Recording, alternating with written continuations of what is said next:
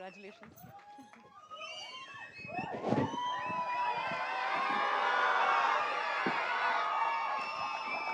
Honorable Chief Minister of Tamil Nadu, along with all the guests on the podium, all the ex-cricketers, my fellow cricketers, BCCI administrators, and all the fans over here, a very warm welcome to all of you. I think it's a great stage where I can thank all the ex-cricketers who are sitting over here, my fellow cricketers, and also the BCCI administrators for their contribution towards cricket. We are here today because of what they have done in the past and the current lot of players, what they are doing right now. So thanks a lot for your effort. Cricket has changed over the years, the formats have changed, but because of your effort, we are standing today over here, and cricket will only move forward. As far as Chennai is concerned, the association started in 2008 when it comes to IPL.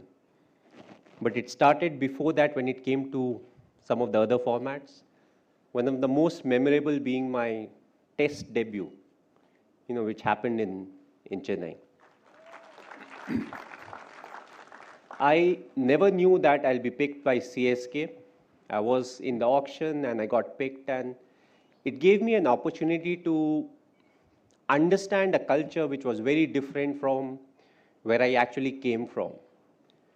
And what made it even more different was I'm more like a wanderer, My parents came from UP. It was initially UP, then it became Uttarakhand. I was born in Ranchi, which was Bihar, then later on became Jharkhand. Got my job at the age of 18 with railways in West Bengal, Kharagpur. And then I came to Chennai. And I believe Chennai taught me a lot.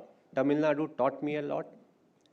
When it came to how to conduct myself, how to appreciate the game, each and every game that we played at Chepauk, the fans came and they supported good cricket.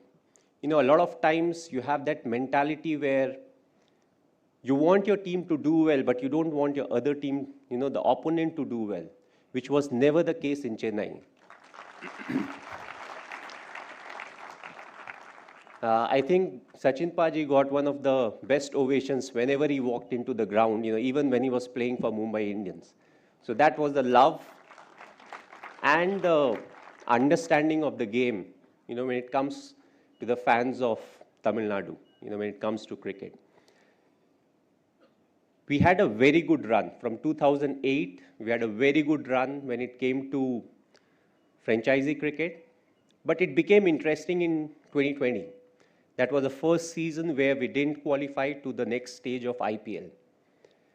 It gave us a chance to test the real character of the franchisee, because when the going is good, you always keep talking about what you do, what is the process that you follow, but it gave us an opportunity to earn the respect of the players and the fans, because we said we believe in the process, we don't believe in the result, and the result definitely didn't go in our favor in the 2020, and I feel we earned the respect of the men because they said this is what they do.